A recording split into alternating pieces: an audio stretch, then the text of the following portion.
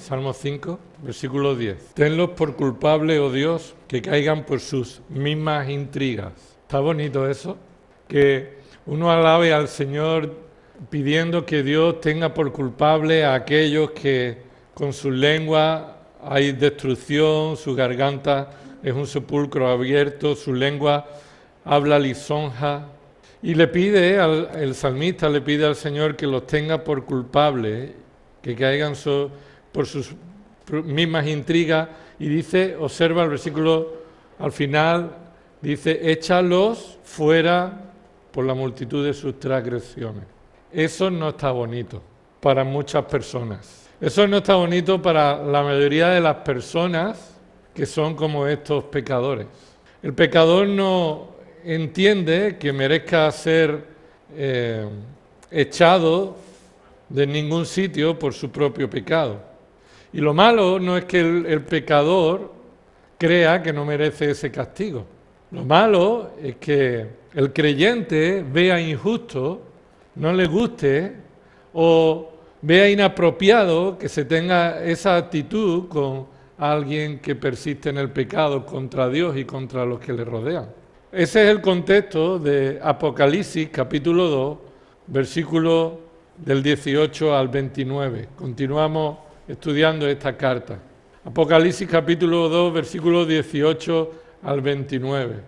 Cristo se presenta a sí mismo como el Hijo de Dios, aquel que tiene la autoridad, el poder para con sus ojos examinar lo profundo del corazón de cada persona y darle lo que merece por medio de esos pies que son semejantes al bronce bruñido, brillante.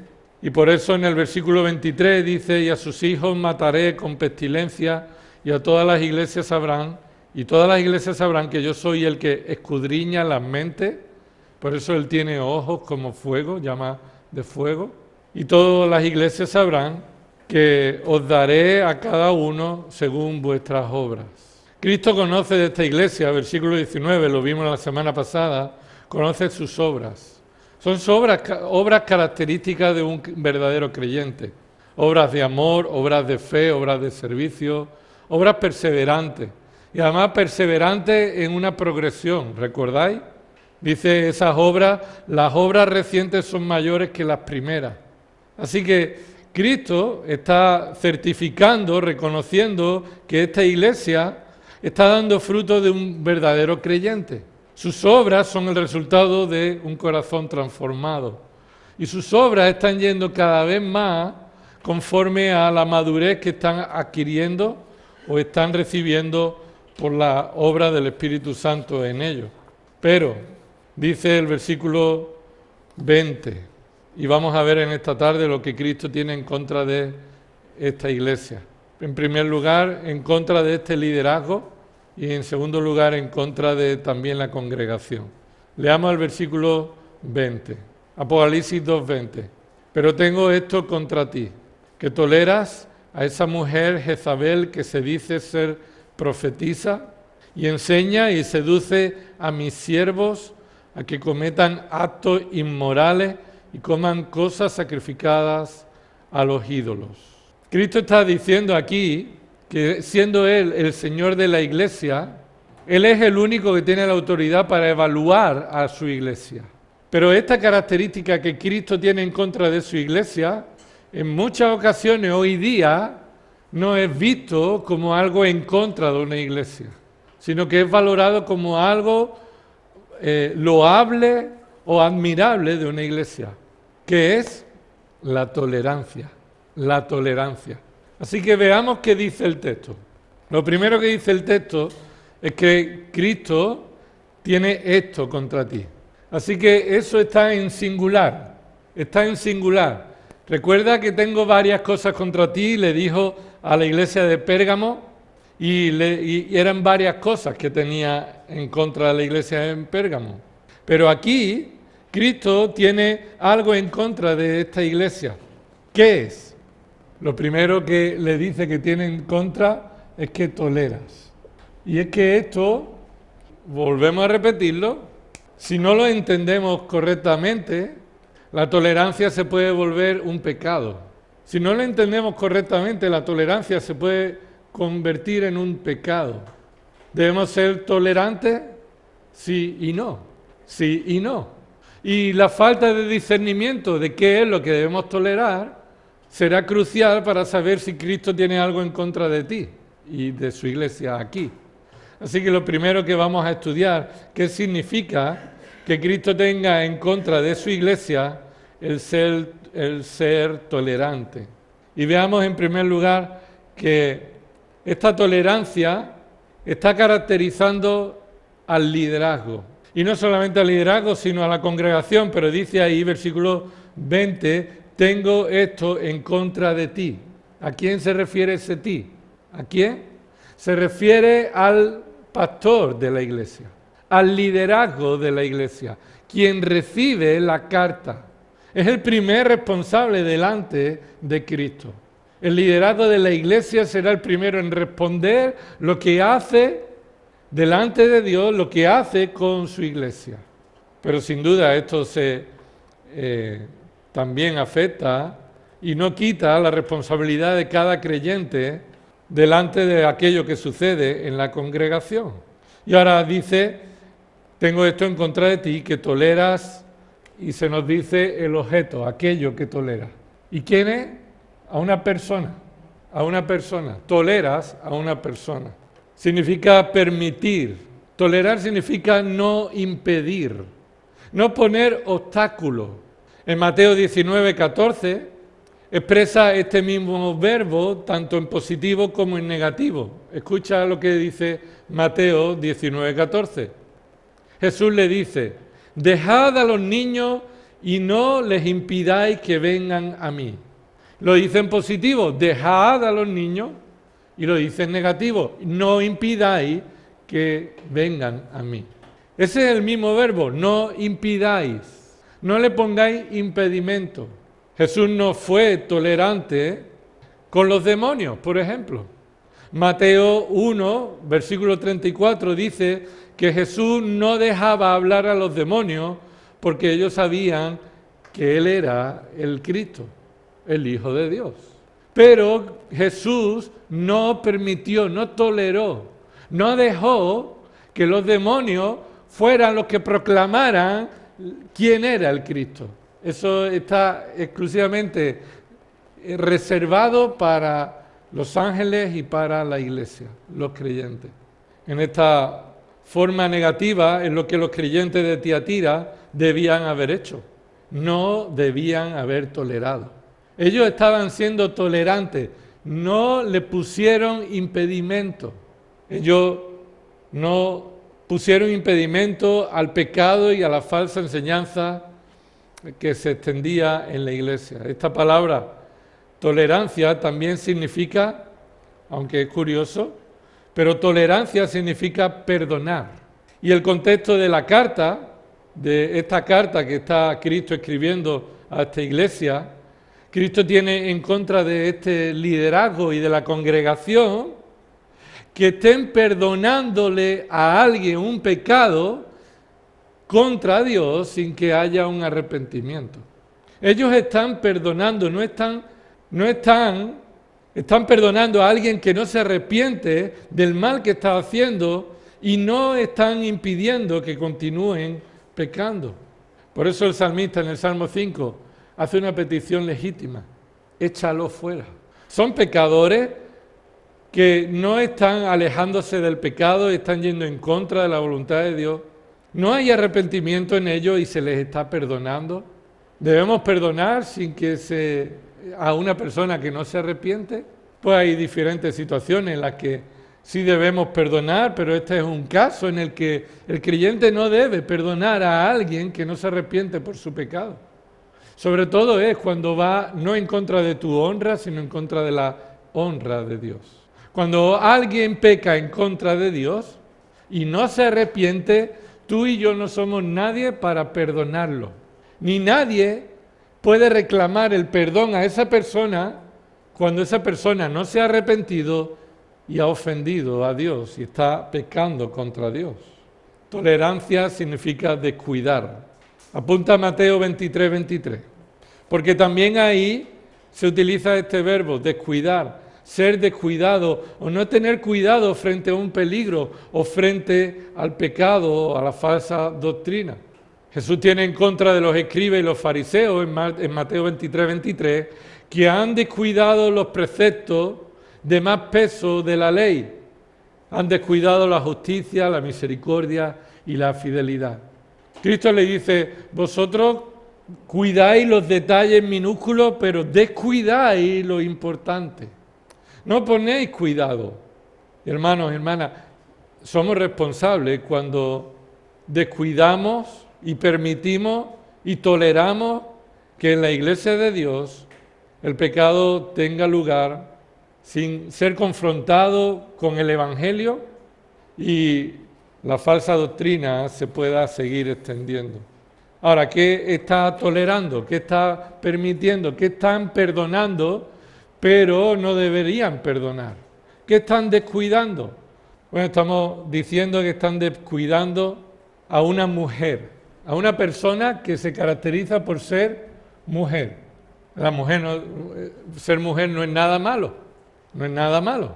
Eso no es un elemento inapropiado sobre este aspecto. Pero esa mujer se le llama ¿cómo? ¿Qué dice ahí? Tolera a esa mujer Jezabel. Ahora, lo que esta mujer se dice aquí como Jezabel, este es un título, no es su nombre. Lo más probable es que no sea el nombre de esta mujer. Hay una mujer en esta congregación que Cristo la nombra con un título. Le ha puesto un apodo. Le ha llamado de una manera muy concreta. Probablemente no sea su nombre, sino que Cristo la identifica como una Jezabel. Y este es el caso particular de esta iglesia de Cristo en Tiatira.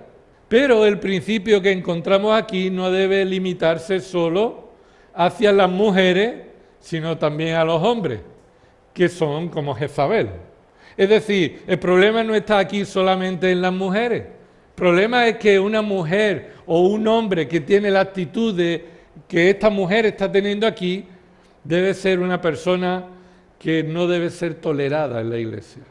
Esta mujer que estaba siendo equivocadamente tolerada en la iglesia, permitiéndole que actuara contra la voluntad de Dios, estaba afectando a la iglesia. ¿Qué característica tiene? Primero, esa característica de Jezabel nos muestra que tiene una gran influencia pecaminosa. ¿Cómo sabemos que esa es la característica de esa mujer? En primer lugar, por su nombre, sin duda.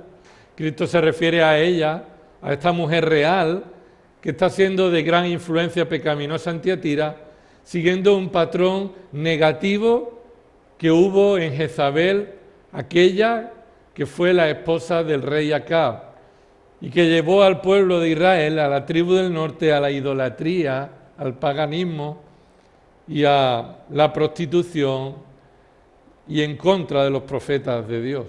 El texto de Apocalipsis en el original dice literalmente la mujer Jezabel, la mujer Jezabel, como si fuera un título de esta mujer. Hemos dicho que podría llamarse así esta mujer, pero lo más probable es que Cristo se refiere a ella con el nombre de Jezabel, refiriéndose o identificándola con esta mujer que la califica como la mayor mujer con mayor influencia sobre su marido y sobre el pueblo. No solo se identifica con esta mujer Jezabel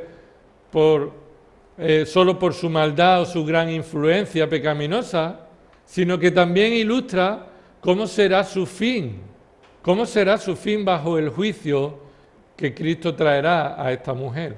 Jezabel es conocida como la mujer de mayor y peor influencia sobre el reino del norte. Su padre se llamaba Edbaal, era rey de los sidonios.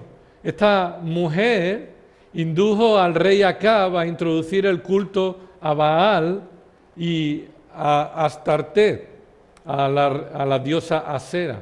Fue sanguinaria, fue poderosa contra los sacerdotes de Jehová, a los cuales mató. Primera de Reyes 18:4. Vemos que fue ella la que dio orden para matar a todos los profetas de Jehová. En aquel tiempo encontramos al profeta Elías, y Elías identificó a Acab como el que ha abandonado los mandamientos de Jehová para seguir a los Baales. Pero Acab hizo más por provocar a Jehová, dice Primera de Reyes 16:33, que Acab hizo más por provocar a Jehová, Dios de Israel, que todos los reyes de Israel fueron antes que él. Acab marcó un antes y un después en un liderazgo pecaminoso en Israel. No hubo un rey como él tan malo. Provocó a ira a Jehová. Pero quien estaba detrás de Acab fue realmente esa mujer Jezabel, que alimentó a los profetas de Baal, los mantenía, comían en la mesa de Jezabel, Primera de Reyes 18-19. Así que ella financiaba todo ese culto y los falsos profetas estaban siendo mantenidos por esta reina. Recuerda que cuando Elías mató a los profetas de Baal, ¿cómo reaccionó Acab? No se dice nada de la reacción de Acab, pero sí se habla de la reacción de Jezabel. Y cuando Jezabel escuchó que Elías había matado a los profetas de Baal, fue Jezabel la que dijo: así Dios me trate como uno de estos, si mañana a esta hora tú no acabas igual. Fue la razón por la que Elías salió corriendo. Esta Jezabel planificó matar a un tal Nabot porque su marido quería el terreno y ese hombre no se lo vendía. Así que dijo: déjamelo en mi mano, yo voy a acabar con este hombre. Era una mujer mala, como los hombres también podemos llegar a ser, pero una mujer con gran influencia. Es más, observa, Apocalipsis 2:20 dice ahí que esta mujer, Jezabel, se caracteriza en primer lugar porque ella se hace llamar, ¿cómo? Ella se ha dicho a sí misma profetisa. Sin duda alguna, la palabra de Dios nos enseña en el Nuevo Testamento que son solamente los varones que Dios ha llamado, aquellos que deben profetizar, y en este Nuevo Testamento el ministerio profético es lo que estamos haciendo ahora mismo: tomar del texto bíblico que ya está cerrado, estudiarlo, leerlo y explicarlo, proclamarlo. La predicación es el ministerio profético. No la profecía como hoy en muchas iglesias hacen, que Dios tiene un mensaje para ti, yo te voy a comunicar el mensaje de Dios, que no está en la Escritura. Pero no solamente es que hoy hay muchos profetas falsos, sino que la Biblia enseña que una mujer no puede ejercer el ministerio de la predicación en la iglesia a toda la congregación. Una mujer puede enseñar a otras mujeres, una mujer puede enseñar a otros pequeños, a otros niños, pero el ministerio pastoral, el ministerio de la predicación está reservado exclusivamente para el varón. ¿Por qué? Porque es la voluntad de Dios. Porque así Dios lo ha determinado. Y Pablo, cuando toma este argumento en 1 de Timoteo capítulo 2, lo toma siguiendo el patrón del orden en la creación. Porque no fue Eva creada primero y después Adán, sino que Adán fue creado primero y después Eva. Y no fue Adán quien fue engañado, sino que fue Eva quien, habiendo sido engañada, después pecó y influenció a Adán. Ahora lo que estamos diciendo es que en esta iglesia, ya sea por hombres o mujeres, en este caso una mujer se autoproclama profetisa que va en contra de la voluntad de Dios, no solamente la autoproclamación, sino que en la voluntad de Dios la mujer no debe tomar este ministerio. Esta es la principal característica de esta mujer en la iglesia de Tiatira. Ejerció una influencia pecaminosa en la congregación. Y de nuevo, ya puede conocer Cristo tus obras, que tus obras sean impolutas. Cuando permitimos que al lado de nosotros, en medio de la iglesia de Cristo, el pecado y la influencia por el pecado y la falsa doctrina se extienda en la iglesia, Cristo tiene algo en contra de nosotros. Y esto no es una balanza, una cosa por la otra. Muchas obras buenas ayudan a que algo malo se pueda equilibrar. No, Cristo no está haciendo esas cuentas.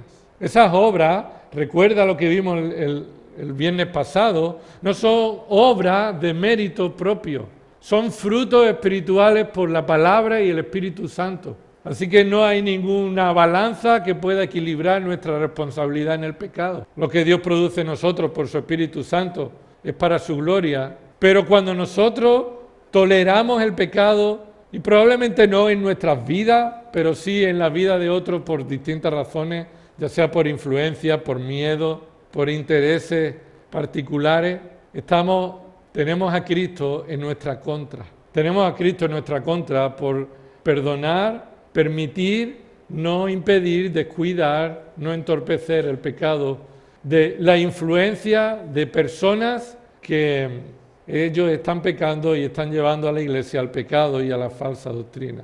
Se identificó a esta mujer a sí misma como una profetisa e introdujo al liderazgo y a muchos en la iglesia a la inmoralidad. Observa lo que dice ahí: enseña y seduce. Esta mujer tiene otra característica, y es que esta mujer enseña, pero esta enseñanza está relacionada con la seducción, seduce. Así que posiblemente en muchas ocasiones tengamos que examinar lo que se nos enseña, porque esa enseñanza puede ser realmente una seducción al pecado, una seducción al pecado. Y observa a quién está seduciendo.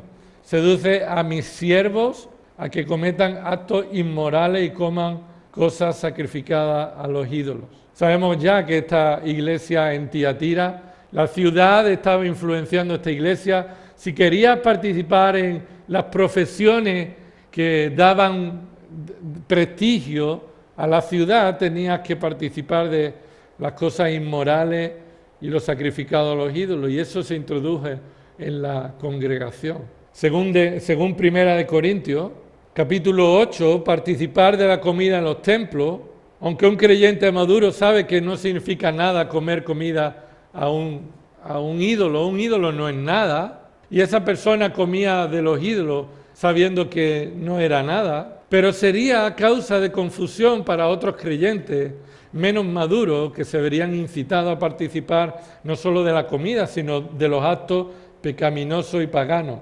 Acompáñame a 1 Corintios capítulo 8 para ver un momento con detenimiento esto. Porque aquí en 1 Corintios Pablo está llamando a la intolerancia, está juzgando la intolerancia que esta iglesia tiene, pero en realidad la intolerancia de los maduros espirituales. Los maduros espirituales estaban siendo intolerantes porque ellos mismos estaban mirando por sus propios intereses sin tener en cuenta a los demás. Dice ahí, 1 Corintios capítulo 8, versículo 1, en cuanto a los sacrificados a los ídolos, sabemos que todos tenemos conocimiento.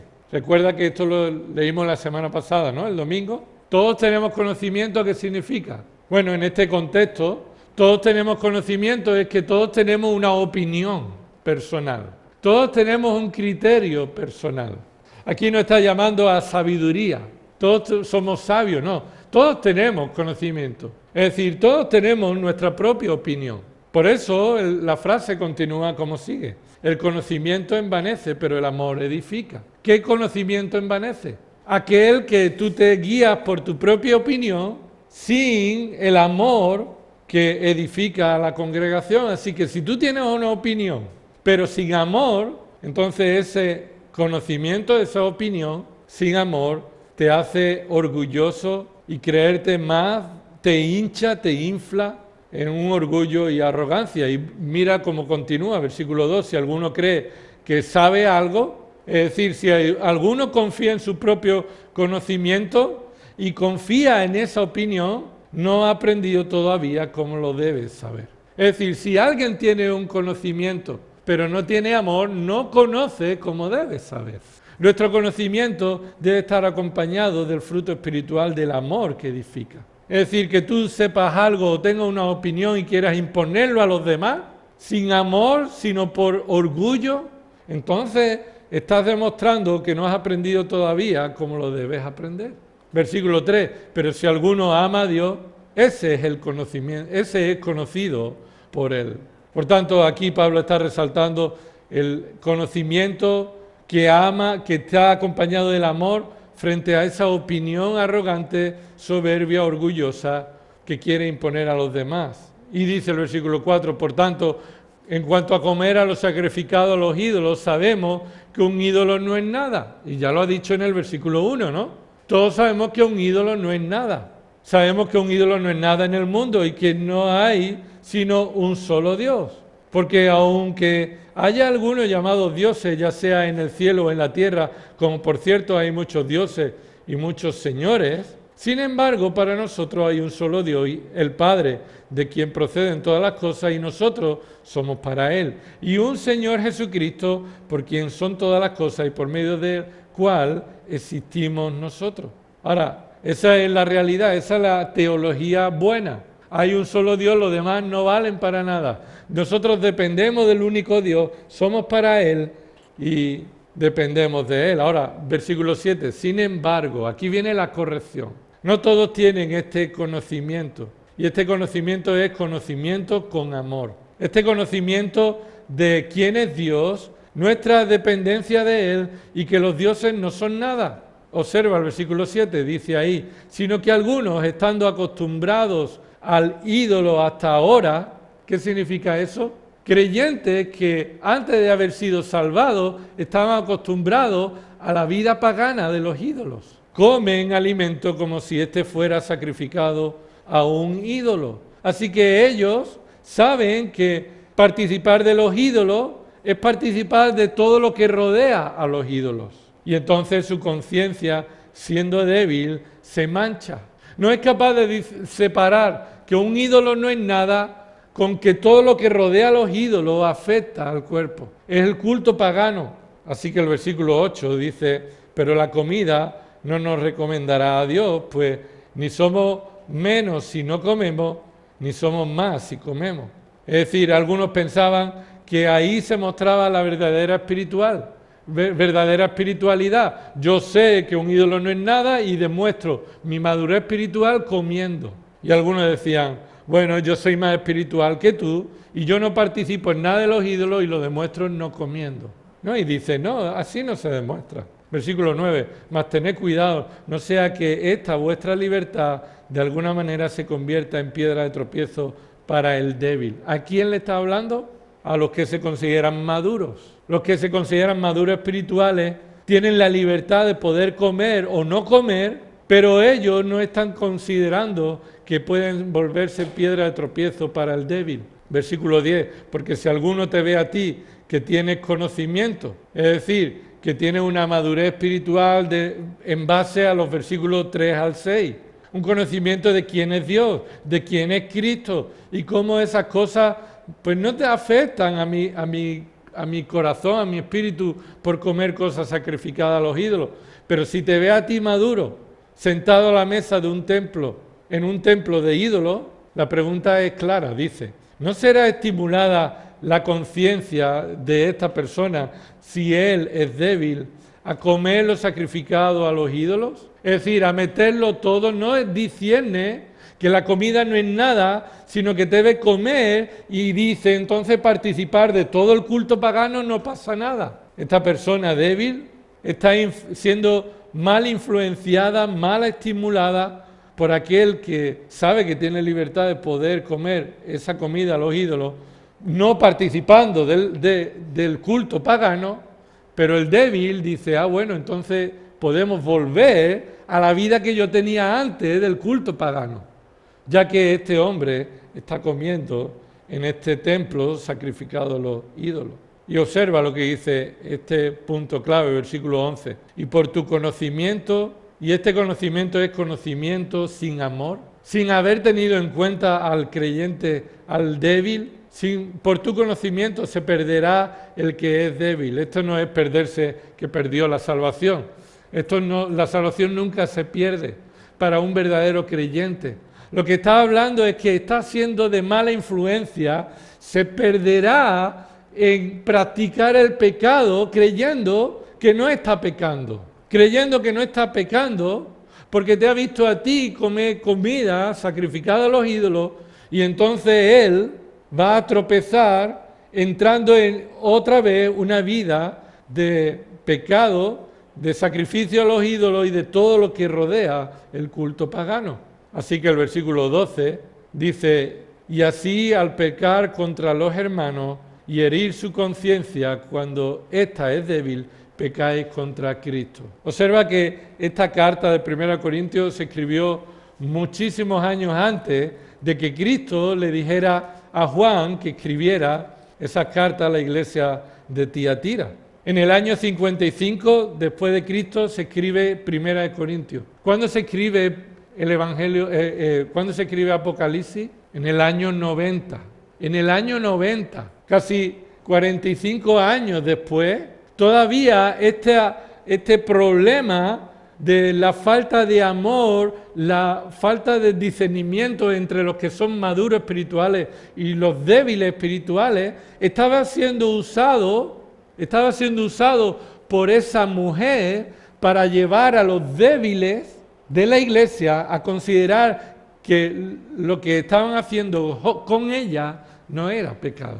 Estaba enseñando falsa doctrina que seduce a los creyentes al pecado. De tal manera que Pablo le dice a esta iglesia que cuando nuestro conocimiento no está acompañado de amor y somos de mala influencia para los hermanos, pecamos contra el hermano, por tanto pecamos contra Cristo. Así que si volvemos de nuevo a Apocalipsis capítulo 2, versículo 20, esta mujer enseña y seduce a los siervos a que cometan actos inmorales y coman cosas sacrificadas a los ídolos por medio de una enseñanza que toleraba a su vez el pecado en la iglesia. Así que este parece ser un resquicio de conflicto que esta mujer usó para seducir a muchos en esta iglesia, donde se estaban practicando en la ciudad de Tiatira toda esta prosperidad, para prosperidad social y laboral, esta prostitución, este pecado. Así que, hermanos, no debemos ignorar la gran influencia, en primer lugar, que ejerce una mujer, sin duda. Una mujer puede ejercer una gran influencia sobre un liderazgo que es tolerante y sobre una iglesia que se está dejando seducir.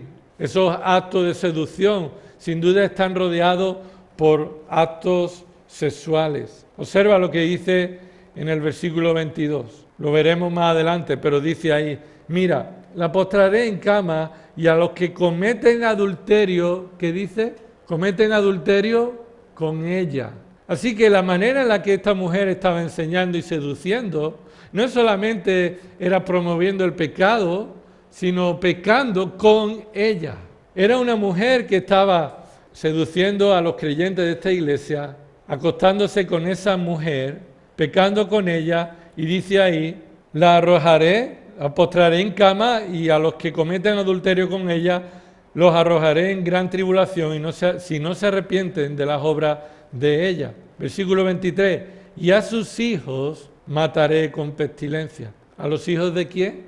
Bueno, lo más probable es que estos sean los hijos que están aprendiendo o que han nacido de esa relación con esta mujer. Quiere decir que esta influencia de esta mujer sobre la iglesia probablemente llevó años que estaba siendo tolerado en la iglesia. ¿Qué aprendemos de esto, hermano?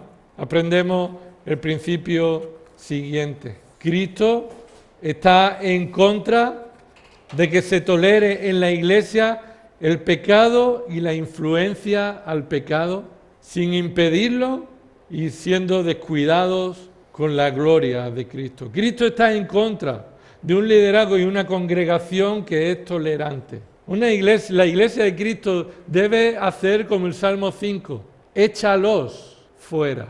Y no debe permitir ni ser tolerante con personas que están rehusando el arrepentimiento y están influenciando a la congregación para llevarlo de una manera clara y pública a la idolatría y a la rebelión contra Dios. Tal era la ambigüedad en estos creyentes sobre su relación con el mundo, que Pablo tuvo que dejar claro que no podían participar de la mesa del Señor y de la mesa de Satanás, de los demonios. Porque llegó a un punto que la iglesia de Corinto, creyendo que sabía creyendo que tenía conocimiento, empezó a vivir en el mundo y en la iglesia cuando esto es imposible. Hermano, tú y yo no debemos ser ambiguos, no debemos ser ambiguos, debemos ser claros.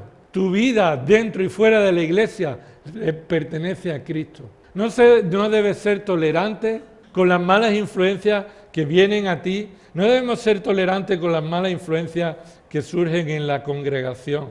Cristo no tiene en contra de esta iglesia que haya enseñado a esta mujer a pecar. Cristo no tiene en contra de esta mujer. Cristo está escribiendo a esta iglesia que tiene en contra que se tolere, que se permita, que se descuide, que esta mujer pueda seguir andando de esta forma. Ahora, ¿cómo podemos aplicar esto a nuestra vida? 3 puntos de aplicación, rápidamente. 3 puntos de aplicación. Primero, como siempre, la aplicación comienza con uno mismo. Examinemos nuestro propio corazón, nuestra propia vida. Hermano, examina en oración a la luz de la palabra qué estás tolerando, qué influencia estás tolerando en tu vida. No te olvides que tú eres responsable de tu propia vida antes de procurar ver la paja que está en el otro. Tú y yo vivimos en este mundo y no estamos aislados ni somos insensibles a este mundo. Tú y yo podemos estar tolerando una doble vida en nosotros. Debemos reconocer el peligro de estar permitiendo que nosotros vivamos como creyentes, pero también disfrutemos de las cosas del mundo de manera pecaminosa. Que nos relacionemos con las cosas del mundo y las personas del mundo como si tuviéramos algo en común con ellos y de alguna manera participemos de la mesa del Señor y la mesa de los demonios. Recuerda el ejemplo que vemos en la vida de Moisés, que por fe él vivió de una manera ejemplar. Hebreos capítulo 11. Mira lo que dice ahí. ¿Cómo fue la vida de Moisés por fe?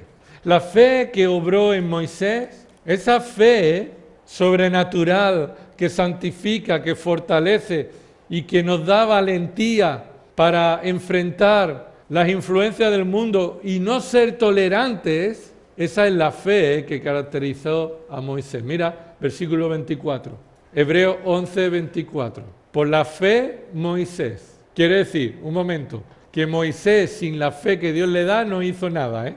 Así que ¿quién es el héroe aquí? ¿Quién es el héroe aquí? ¿Moisés o la fe? Así que Moisés, por la fe o gracias a la fe, cuando era ya grande, esto es cuando ya creció y fue maduro, ¿qué dice ahí? Subraya esa palabra, rehusó, rechazó, abandonó ser llamado hijo de la hija de Faraón. Rehusó tener ese nivel de influencia, esa identificación. La hija del Faraón fue aquella quien la vio y Dios providencialmente hizo que la rescatara de entre los juncos, que así se llama su nombre, Moisés, entre los juncos. Pero él, cuando fue adulto, dijo, es que así me educaron. No, él no dijo eso, ¿verdad? Esta mujer me educó, pero yo rehúso ser llamado con este título que me daría favores en esta nación, en aquella época, la mayor nación de aquel momento. ¿Y cómo rehusó? Versículo 25, escogiendo. Esa fue la manera en la que él rehusó. Escoger antes ser maltratado con el pueblo de Dios que gozar de los placeres temporales del pecado. Por la fe, y en lugar de Moisés, tú debes poner ahí tu nombre. Por la fe, yo debo rehusar ser identificado como parte de este mundo, escogiendo antes ser maltratado por ser hijo de Dios, que gozar de los placeres temporales del pecado. ¿Cómo pudo hacer eso? Versículo 26. Considerando o valorando, apreciando como mayores riquezas el oprobio de Cristo que los tesoros de Egipto. Él valoró la vergüenza que Cristo sufrió. Como Cristo sufrió, eso fue para él una riqueza. Escúchame, ¿cómo supo Moisés que Cristo sufrió? ¿Cómo? Bueno, igual que a Abraham no lo supo. Miraron al futuro y vieron a Cristo. Por la fe vieron lo que significaba el cordero que ocuparía su lugar de una manera vergonzosa. Y de esa manera entonces valoró el ser humillado como un tesoro y no los tesoros temporales de Egipto. ¿Por qué? Porque mira, tenía puesta la mirada en la recompensa. Así que examina tu corazón y pon tu mirada en la recompensa y no en los placeres temporales del pecado. Segundo, examina las influencias que recibes. Examina primero tu vida, después examina las influencias que recibes. Esto de examina las influencias, examina cómo estás siendo seducido, incitado al pecado y cómo tú mismo puedes llegar a justificar ese pecado. Y una vez que examine las influencias, evita y huye la influencia. Aléjate de la influencia que te aleja del Señor. Aléjate de la influencia que te aleja del Señor.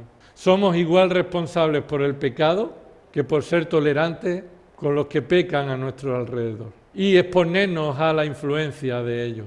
Y tercero, vigilemos y estemos alerta para no pecar como este liderazgo. Vigilemos y estemos alerta para no pecar como este liderazgo. En tercer lugar, vigilemos y estemos alerta para no pecar como este liderazgo de esta iglesia. Fue tolerante. No sabemos las razones, pero perdonó lo que no debía haber perdonado. Descuidó lo que no debía haber descuidado. En la congregación debemos examinarnos y examinar que seamos de influencia, edificación unos a otros, de exhortación, de ánimo unos a otros. Por tanto, oremos por el liderazgo para que no caigamos en el temor de ser infieles a Dios. A veces es más fácil ser tolerante con el pecado en la iglesia porque tenemos miedo de las consecuencias. Pero nuestro temor debe estar delante de Dios y no de las consecuencias que puedan venir cuando toleramos el pecado. Como vivimos en la iglesia de Pérgamo, Cristo está en contra de un liderazgo y de una iglesia que descuida su gloria y no ejerce la disciplina bíblica. Por tanto, vigilemos, estemos alertas, oremos unos por otros, oremos por el liderazgo. Vamos a orar. Señor, te damos gracias por mostrarnos que, Señor, tú nos das capacidad para soportar, para sufrir, para perseverar en el sufrimiento de ser fieles a ti, pero nos llama a no ser tolerantes con el pecado en nuestra vida y con el pecado en tu iglesia. Señor, no queremos que tú estés en contra de nosotros, porque nosotros tengamos más miedo al hombre que a ti mismo. Señor, que pongas en nosotros el deseo de buscar tu gloria antes que buscar el disfrute temporal del pecado, antes de buscar el placer que este mundo nos ofrece, antes de justificar por medio de cualquier texto sacado de su contexto el pecado en nuestra vida. Señor, que haya un mayor deseo cada vez en nosotros de honrarte, de glorificarte, de apartarnos del pecado y de la influencia de este mundo. No podemos salir del mundo, pero sí podemos ser protegidos del mal de este mundo. Por eso te pedimos, Señor, oramos unos por otros, oramos por el liderazgo de tu iglesia y oramos para que en amor nuestro conocimiento de tu gloria, Señor, pueda llevarnos a no ser tolerante con el pecado de nuestra vida en tu iglesia, en este lugar y en todo lugar donde se predica tu palabra. Señor, perdónanos, Señor, cuando nosotros nos enfadamos y nos encendemos con ira, cuando nos molestan, cuando nos ofenden, pero nos importa poco cuando tú eres ofendido. Así que trae convencimiento de pecado en nuestras vidas. Y si hay alguien que en esta noche no ha creído en Cristo como su Salvador, Señor, te pedimos que tú le des convencimiento de pecado, que está en deuda contigo y solo por medio de la muerte y la resurrección de Cristo puede ser reconciliado contigo. Ahora no hay forma, Señor, de reconciliarnos si no es por medio de Cristo, nuestro Señor y Salvador. Y si hemos sido reconciliados, queremos vivir para tu gloria de esta forma, no siendo tolerantes con el pecado. En el nombre de Jesús. Amén.